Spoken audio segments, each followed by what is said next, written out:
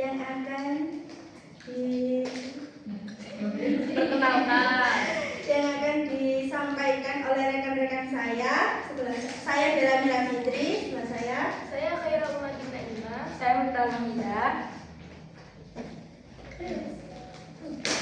Langsung saja ya, biar cepat pulang.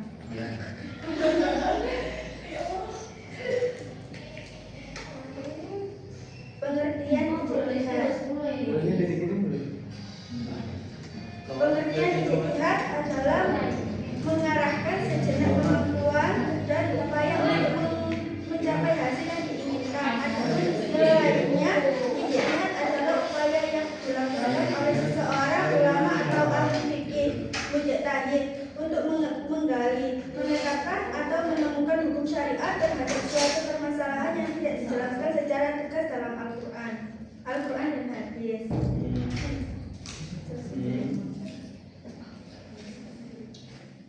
Dan ada juga penjelasan tentang ijtihad, upaya sungguh-sungguh yang dilakukan oleh ulama untuk menetapkan hukum Islam terhadap masalah yang belum dijelaskan secara tegas dalam Al-Quran dan Sunnah. Tujuannya agar hukum Islam tetap relevan dan perkembangan zaman. Yang kedua akan disampaikan oleh kita. Landasan ijtihad. Landasan ijtihad meliputi 1. Al-Quran. Tahu kan Al-Quran? Al-Quran adalah sumber utama hukum Islam. Yang kedua, Sunnah Nabi. Sunnah Nabi adalah sumber hukum kedua setelah Al-Quran. Yang ketiga, dalil akli. Dalil akli adalah sumber ijtihad yang menggunakan akal selama tidak bertentangan dengan Al-Quran dan Sunnah. Ia dipakai untuk mengatasi masalah baru yang tidak disebutkan secara eksplisit dan dalam nas. Berikutnya akan dijelaskan oleh Mbak Ima tentang metode ijtihad. Selanjutnya ada metode ijtihad. Yang pertama, metode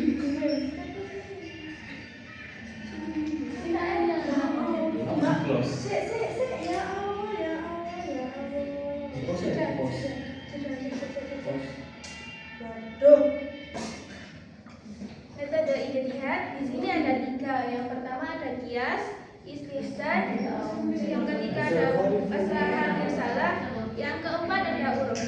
Yang pertama ada qiyas. Qiyas adalah membandingkan suatu kasus dengan kasus yang lain yang serupa memiliki hukum yang sama. Misalnya ada hukum tentang khamr atau minuman keras. Dalam Islam, khamr adalah haram. Jika ada sesuatu yang bertanya tentang narkoba, maka kita dapat menggunakan qiyas untuk membandingkan khamr dengan narkoba karena keduanya sama-sama dapat memabukkan dan merusak akal. Maka hukum narkoba juga dapat dianggap dengan haram.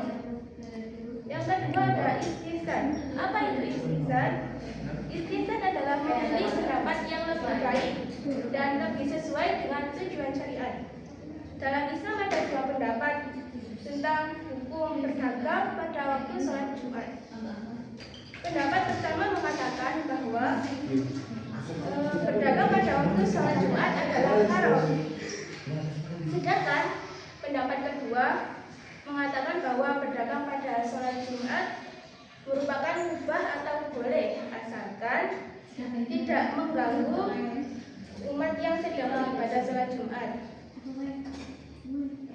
Kita dapat memilih pendapat yang kedua karena lebih sesuai dengan tujuan syariat, yaitu memudahkan umat Islam dalam beribadah. Yang ketiga ada maslahah mursalah. Apa itu maslahah mursalah? Yaitu mempertimbangkan kemaslahatan dan kebaikan umat. Contohnya, dalam Islam ada larangan saat ihram.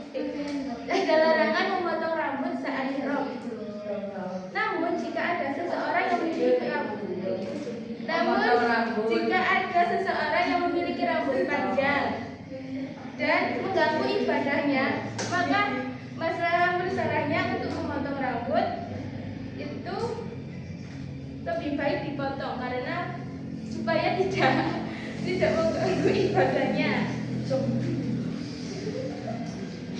Yang keempat ada uruf. Apa itu uruf? Uruf adalah mempertimbangkan adat istiadat pada masyarakat. Contohnya dalam hukum Islam ada larangan untuk makan memakai tangan kiri. Nah, namun di beberapa negara maka dengan tangan kiri adalah adat dan kebiasaan masyarakat. Dengan menggunakan uruf kita dapat mempertimbangkan adat dan kebiasaan masyarakat tersebut dan memperbolehkan makan dengan tangan kiri dalam situasi tertentu saja. Uruf. Nah, selanjutnya ada syarat ijtihad. Yang pertama ada pengetahuan yang dalam tentang Al-Quran dan hadis. Mujtahid harus memiliki pengetahuan yang mendalam tentang Al-Quran dan hadis. Contoh, jika ada seseorang ingin melakukan ijtihad tentang hukum zakat, maka ia harus memiliki pengetahuan yang mendalam tentang Al-Quran dan hadis.